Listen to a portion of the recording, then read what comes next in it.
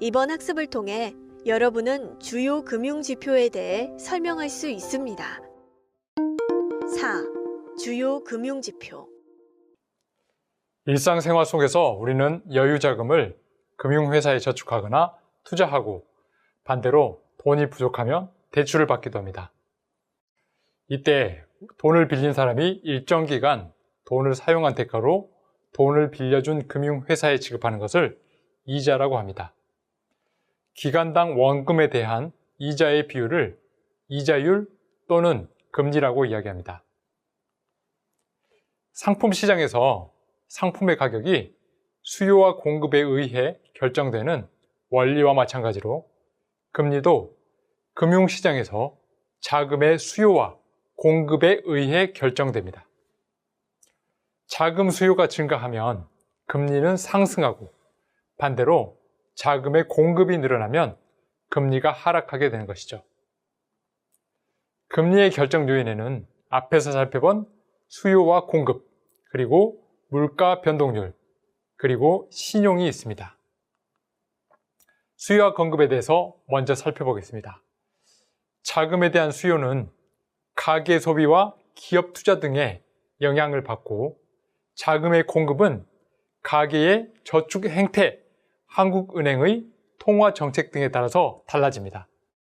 예를 들자면 가계에서 소비가 증가하면 이를 위해 더 많은 자금이 필요할 것이고 따라서 자금에 대한 수요는 역시 증가하겠죠. 만약 기업이 투자를 늘린다면 여기에도 더 많은 자금이 필요하기 때문에 자금의 수요가 증가할 것입니다. 반대로 가계에서 이전보다 저축을 늘린다면 우리 경제에 자금 공급이 늘어날 것이고요. 한국은행이 이전보다 확장적인 통화 정책을 취한다면 역시 자금 공급이 늘어날 것입니다. 경기가 상승하면 어떻게 될까요? 기업들은 생산과 고용을 늘리고 시설을 확장하기 위하여 자금을 더 많이 필요로 하게 됩니다. 이때 자금의 공급량이 충분히 늘어나지 않으면 더 많은 금리를 주어야 자금을 확보할 수 있기 때문에 금리는 자연히 상승하게 되는 것이죠. 반면에 가계와 기업의 자금 수요가 크지 않은 상황에서 자금의 공급이 늘어난다면 금리는 하락하게 될 것입니다. 다음으로 물가 변동률에 대해서 살펴보도록 하겠습니다. 물가가 상승하면 화폐의 실질 구매력이 떨어지게 됩니다. 일반적으로 금융회사가 공시하는 예금 및 대출 금리와 금융시장에서 결정되는 국고채 및 회사채 금리는 이러한 물가 변동을 고려하지 않은 금리로서 명목금리라고 이야기합니다. 이러한 명목금리에서 물가 상승률을 제외한다면 바로 그 금리가 실질금리가 되겠습니다. 신용도 역시 금리에 영향을 주죠.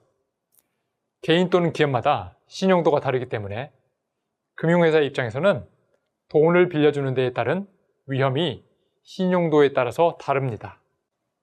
이러한 신용 위험을 감안하여 금융회사는 똑같은 금액을 빌려주더라도 신용이 좋은 사람에게는 낮은 금리로, 신용이 좋지 않은 사람에게는 높은 금리로 돈을 빌려주게 됩니다. 이러한 금리의 변동은 가계의 소비, 기업 투자, 물가 수준, 국가 간 자본 이동 등 여러 분야에 영향을 미치게 됩니다.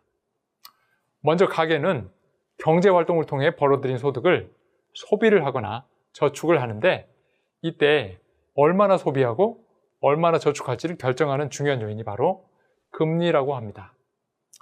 금리가 오르면 저축으로 얻을 수 있는 이자 소득이 증가하기 때문에 가계는 전보다 현재의 소비를 줄이고 미래의 소비를 늘리는 저축을 증가시키게 됩니다. 반면에 금리가 하락하면 미래의 소비를 줄이고 현재의 소비를 늘리기 위해 저축을 줄이게 됩니다. 금리는 기업의 투자 활동에 커다란 영향을 미칩니다.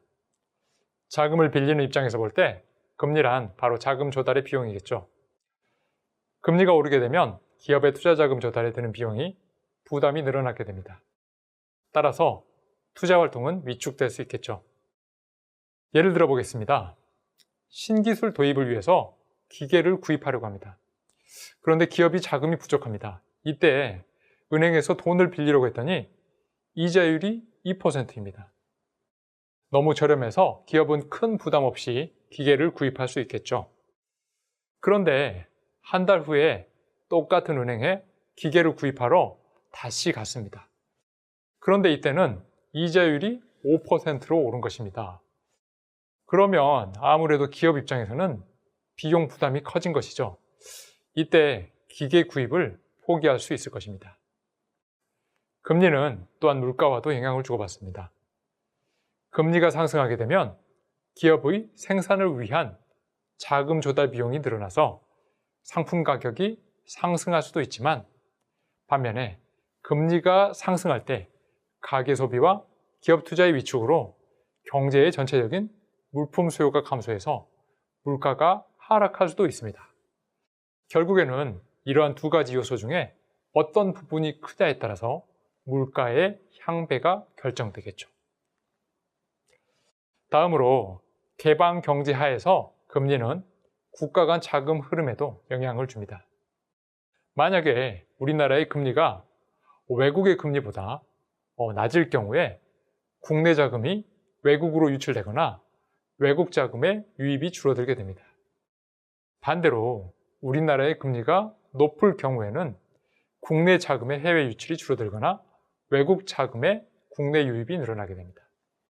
이처럼 금리는 가계 소비, 기업 투자, 물가 등 실물 부문뿐만 아니라 국가 간의 자금 흐름에도 영향을 미치기 때문에 각국의 중앙은행은 기준금리를 조정해서 시장금리에 영향을 줌으로써 경제 전체의 흐름을 안정화시키는 역할을 하고 있습니다.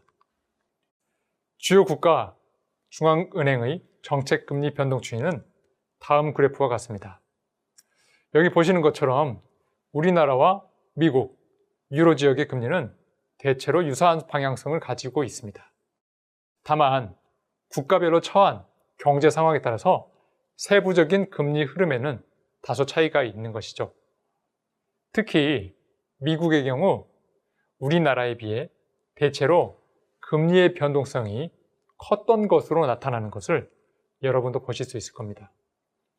앞으로도 경제 뉴스를 보실 때 세계 각국의 금리 흐름에 관심을 가지고 보신다면 경제를 더 잘 이해할 수 있을 것입니다. 금리 종류에 대해서 알아보도록 하겠습니다. 금리는 기준금리와 시장금리로 구분할 수 있습니다. 기준금리는 우리나라 중앙은행인 한국은행이 국내의 물가, 경기, 금융 및 외환 시장의 상황, 그리고 세계 경제의 흐름의 변화 등을 종합하여 금융통화위원회의 의결을 거쳐 결정하는 정책금리입니다. 실제 경제 성장률이 잠재 성장률 수준을 상회하는 과열 양상을 보인다면 한국은행은 기준금리를 인상해서 경제를 안정화시킬 것이고요. 반대로 실제 경제 성장률이 우리나라의 잠재 성장률 수준을 밑돈다면 침체 양상을 보일 수 있기 때문에 기준금리를 인하하게 됩니다. 이처럼 기준금리를 변경하면 경제 전반에 다양한 경로로 그 영향이 파급됩니다.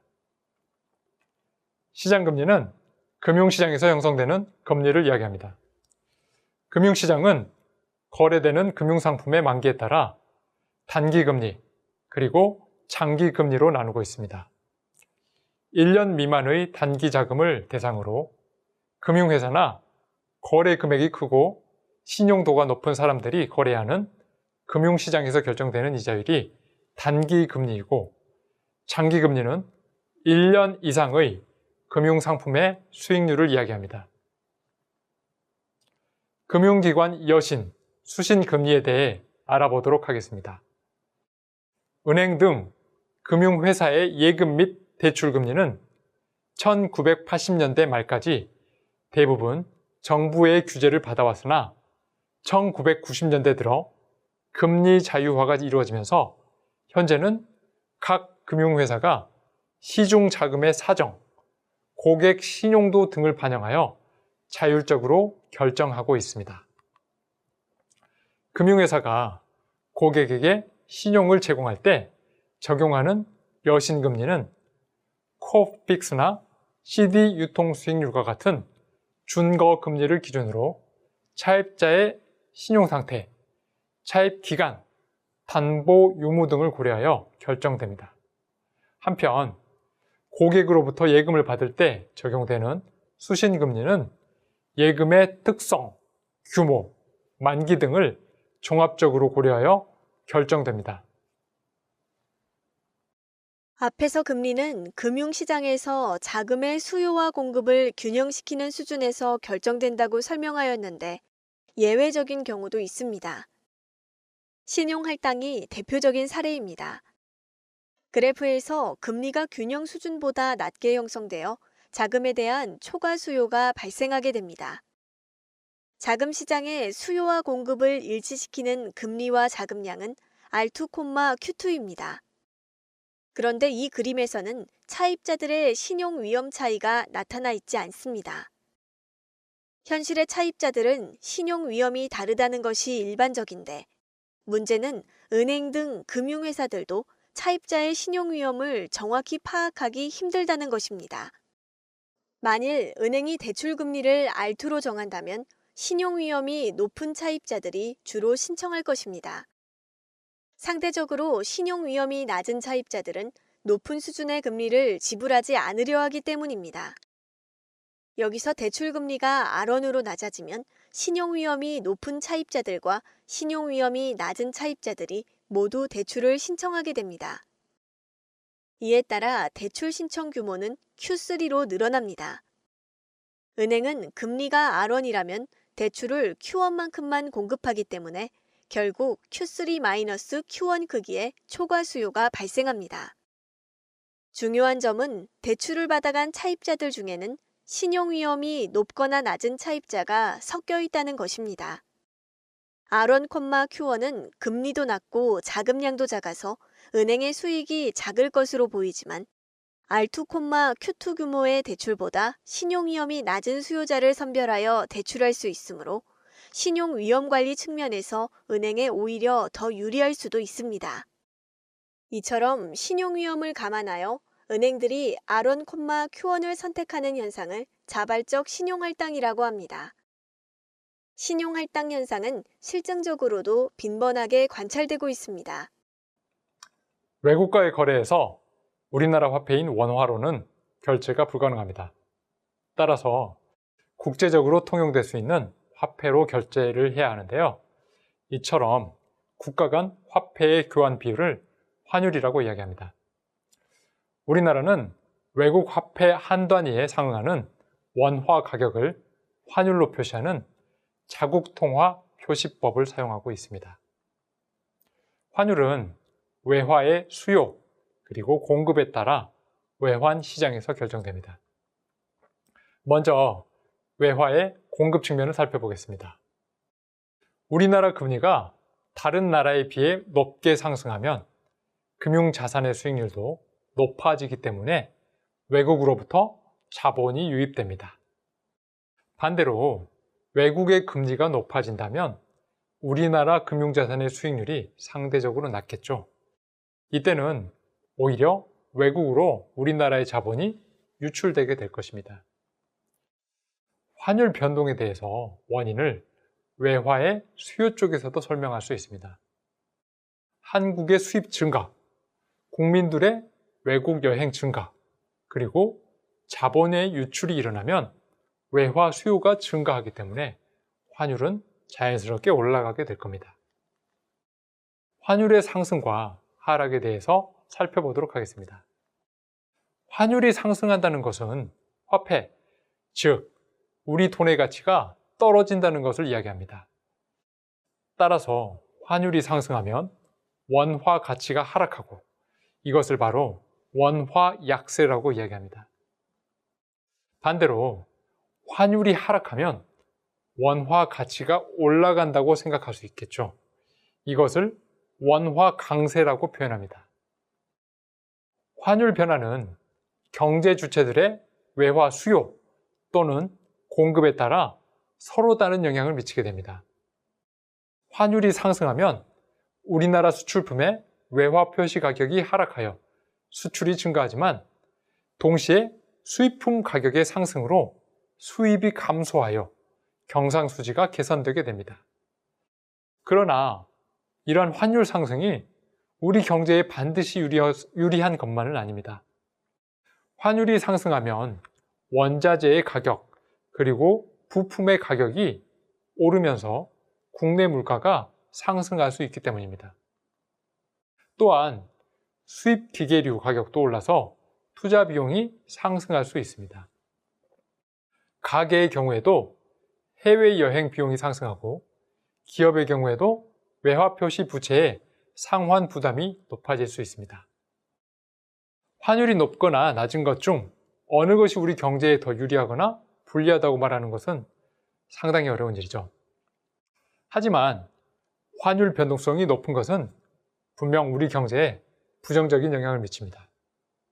따라서 정책 당국은 환율 변동성이 높아질 때 외환시장 개입을 통해 환율을 안정시키는 것이 필요합니다. 다음은 주가에 대해 살펴보겠습니다. 주식은 주식회사가 자본금 조달을 위해 발행하는 증권으로 주식시장은 시장경제의 꽃이라고 할 수 있겠습니다. 주식회사인 기업들은 주식시장을 통해서 대규모 자금을 조달할 수 있고 개인들은 여유 자금의 투자 기회를 찾을 수 있습니다. 만약 주식의 시장이 없다면 기업들은 투자자들로부터 자금을 조달하거나 다른 기업들의 인수합병을 통하여 성장하는 기회가 제한적일 것입니다. 주식시장은 크게 발행시장과 유통시장으로 구분됩니다. 발행시장은 기업 공개나 유상증자를 통해 주식이 최초에 발행되는 시장입니다. 반면 유통시장은 이미 발행된 이후 거래가 일어나는 시장입니다. 일반적으로 주식시장이라 하면 바로 이 유통시장을 이야기하는 것이죠. 우리나라의 주식 유통시장은 크게 유가증권 시장, 그리고 코스닥 시장, 코넥스 시장 등을 들 수 있겠습니다. 주식시장의 성과를 파악하기 위하여 평균적으로 주식 가격이 올랐는지 떨어졌는지를 판단할 수 있는 지표가 필요합니다.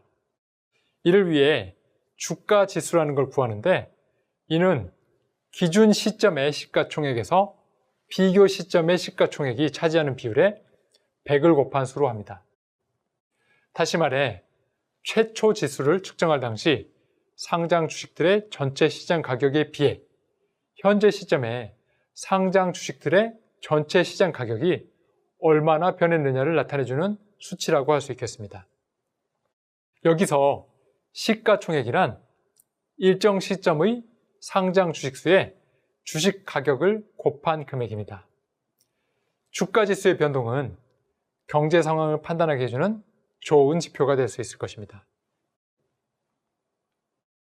주가지수의 상승과 하락에 대해서 알아보도록 하겠습니다. 주가지수는 기업들의 영업실적, 경제활동이 활발하거나 사람들의 경제 신인도가 높을 때 상승하게 됩니다. 또한 통화 공급이 늘어나거나 이자율이 하락하는 경우에도 소비와 투자가 늘어나서 기업의 이익이 커집니다. 주가지수도 상승하게 되겠죠. 외국인들의 주식시장 투자도 주가지수에 큰 영향을 미칠 수 있는데요. 일반적으로 한국의 주식시장에서 외국인 투자가 늘어나면 주가지수가 올라가게 됩니다. 반대로 불경기나 경제에 대한 신인도가 떨어졌을 때, 외국인의 투자가 감소할 때 주가지수 역시 하락하게 됩니다. 주가지수 추이와 경기 변동을 나타내는 그래프는 다음과 같습니다. 보시는 것처럼 경기 동행지수 순환 변동치는 경기 상황을 나타내주는 수치로 보실 수 있습니다. 여기서 대체로 주가지수와 경기 변동은 동일한 방향성을 보이는 것을 확인하실 수 있을 것입니다.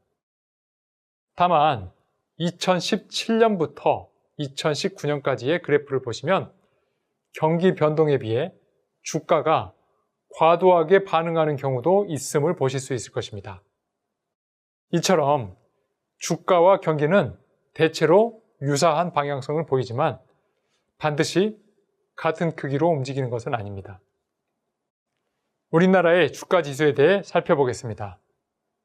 먼저 코스피는 우리나라 한국거래소 유가증권 시장에 상장되어 있는 주식의 시가총액을 1980년을 기준으로 100으로 했을 때 이와 비교한 지수를 의미합니다.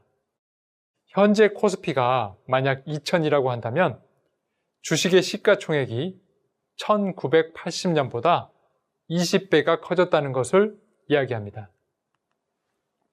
한편 한국거래소에서 거래되는 주식 중에서 거래량이 많고 대표성이 있는 주식 200종목을 선정하여 별도로 주가 지수를 만든 것이 코스피 200입니다. 이 지수는 1990년을 기준 시점으로 하여 작성된 지표입니다.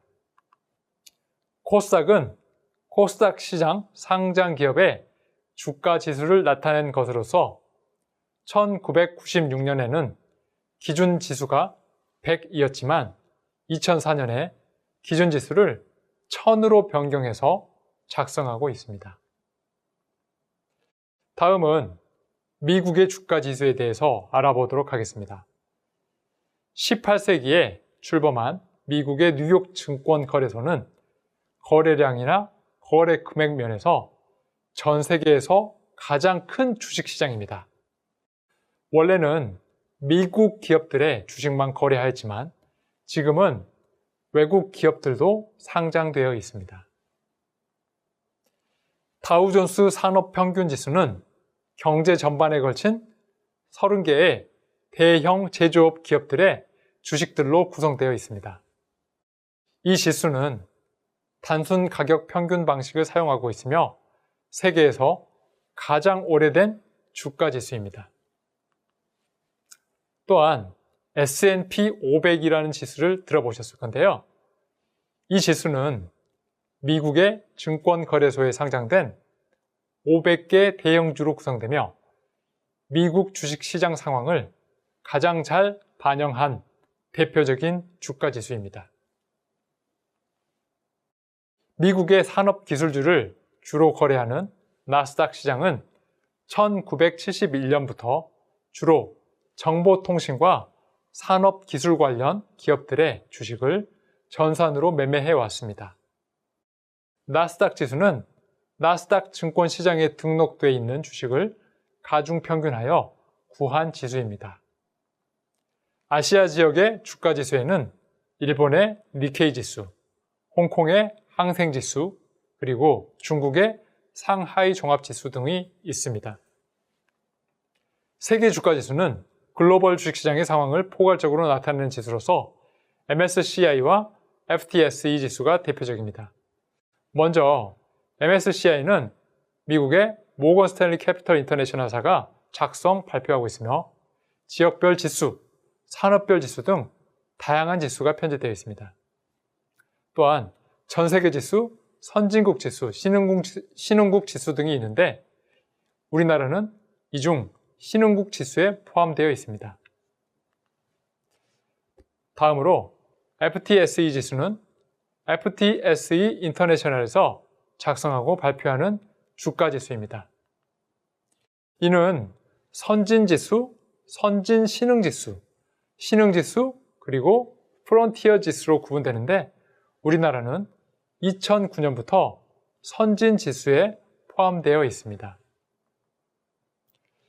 주식시장 상황을 나타내는 지표로는 주가의 변동 상황을 보여주는 주가지수가 가장 중요한 지표이지만 주식시장의 규모, 유동성을 나타내는 다른 지표들도 있습니다.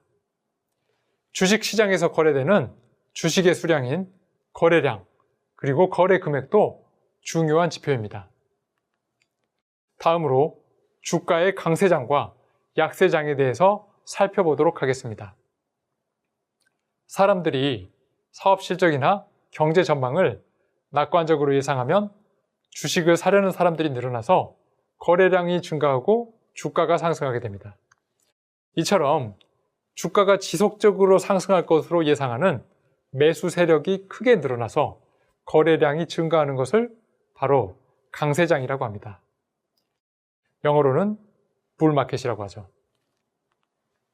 반대로 기업의 실적이 좋지 않고 경제 상황이 비관적으로 예상되면 주식을 팔려는 사람들이 늘어납니다.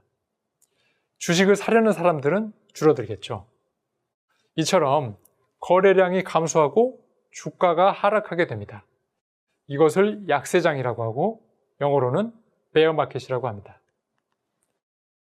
거래량이나 거래 금액은 단기적으로는 시장 상황을 반영하는 것이지만 장기적으로는 시장 규모의 증가를 의미하기 때문에 시장 상황을 판단하기 위해서는 적절한 고려가 필요하게 되겠습니다.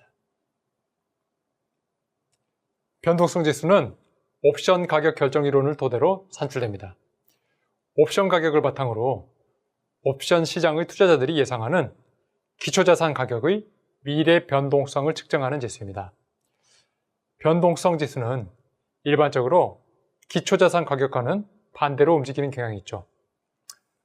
예를 들어 주가 지수가 올라갈 때는 변동성 지수는 떨어지게 됩니다. 반대로 주가 지수가 하락할 때는 변동성 지수는 오르게 되죠. 이처럼 변동성 지수의 상승은 투자자들의 불안 심리가 커지는 것을 나타내기 때문에 공포 지수라고 이야기하기도 합니다. 대표적인 변동성 지수로는 미국의 빅스와 유럽의 VX톡스를 들 수 있습니다. 빅스는 미국 시카고 선물 옵션 거래소에 상장되어 있는 S&P 500 지수 옵션 가격에 내재되어 있는 향후 30일간의 변동성에 대한 기대치를 나타내는 지수입니다. 또한 VS톡스 지수는 유럽의 대표 주가 지수인 유로스톡스의 변동성 지수로서 유로스톡스 50 지수의 옵션 가격으로부터 산출됩니다. 주가 지수와 변동성 지수에 대한 그래프는 다음과 같습니다. 여기서 보시면 다우존스 주가 지수와 빅스 변동성 지수는 대체로 반대 흐름을 보이는 것을 확인할 수 있으실 겁니다. 특히 2013년 이후 지속적인 다우 지수의 상승 시기에 변동성 지수는 지속적으로 낮은 흐름을 보이는 것을 볼 수 있습니다.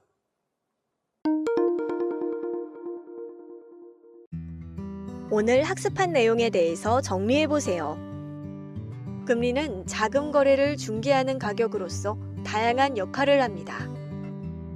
금리가 상승하면 투자나 소비가 줄어들어서 경기 과열 시에는 물가가 안정될 수 있고 외국 자본의 유입이 늘어나서 환율이 하락할 수 있습니다.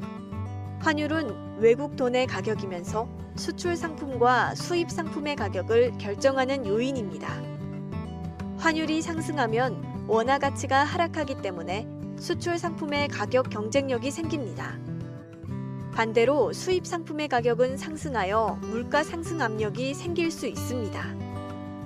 외국의 금융자산에 투자할 때는 국가 간 수익률 차이뿐만 아니라 만기 시의 환율 변동도 같이 고려해야 합니다. 해외 투자의 경우에 만기에 환율이 하락하면 원화로 환산할 때 실제 수익은 감소할 수 있습니다.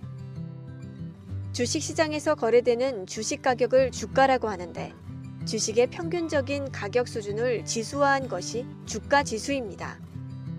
주가 지수는 주식의 평균적인 가격 수준이라고 할 수 있습니다. 우리나라의 대표적인 주가 지수에는 코스피가 있습니다.